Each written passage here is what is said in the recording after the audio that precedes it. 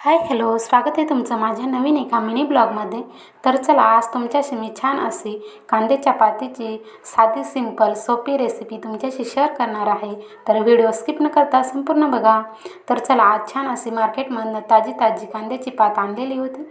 तर याची भाजी बनवायची होती. म्हटलं चला रेसिपी पण तुमच्याशी शेअर करूया.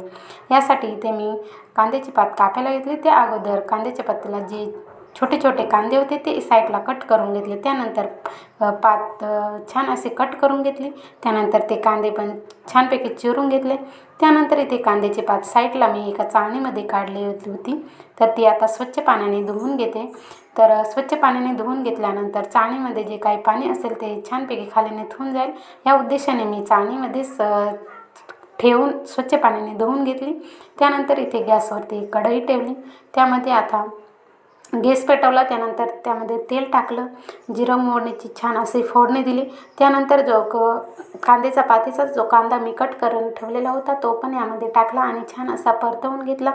त्यानंतर त्यामध्ये धना पावडर, काश्मीरी मिरची पावडर, हळद, त्यानंतर घरची मिरची पावडर, आपण घरी बनवलेला मसाला घरगुती तो पण टाकला यामध्ये. त्यानंतर ते छान असं मिक्स करून घेतलं. त्यानंतर मी इथे हरभरा डाळ 1 घंटापूर्वी भिजत घातलेली होती. तर ती पण स्वच्छ पाण्याने धुवून घेतली आणि यामध्ये टाकून घेतली. ते पण स्वच्छ पाण्याने धुवून घेतलेली होती. तर ती यामध्ये ॲड केली आणि 5 मिनिटे छान अशी वाफून घेतली. त्यानंतर पुन्हा त्यामध्ये आता कांद्याची पात ॲड केली. तर आता हे छान असं मिक्स करून घेतले. त्यानंतर यामध्ये आता मीठ टाकून घेते. तर मीठ टाकलं बघा. तर मीठ टाकून झाल्यानंतर यावरती झाकण ठेवलं होतं 5 ते 10 मिनटं. तर बघू शकता या प्रकारे आपली इथे भाजी रेडी झालेली आहे. तर एकदम साधे, सिंपल, सोप्या आणि झटपट होणारी रेसिपी आहे. तर म्हटलं चला तुमच्याशी पण शेअर करूया. यासाठी मी तुमच्याशी ही रेसिपी शेअर केली. तर रेसिपी कशी वाटली बघू शकता. छान अशी आपली भाजी तयार झालेली होती. तर भाजीची रेसिपी कोणाकोणाला आवडली नक्कीच कमेंट करा. व्हिडिओ आवडल्यास एक लाईक नक्की करा. तर इथे छान पद्धतीने भाजी आज तयार झालेली होती.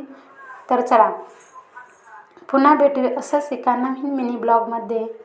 आणि चॅनलवर नवीन असाल तर चॅनलला प्लीज सबस्क्राईब करा. तोपर्यंत पुन्हा भेटूया.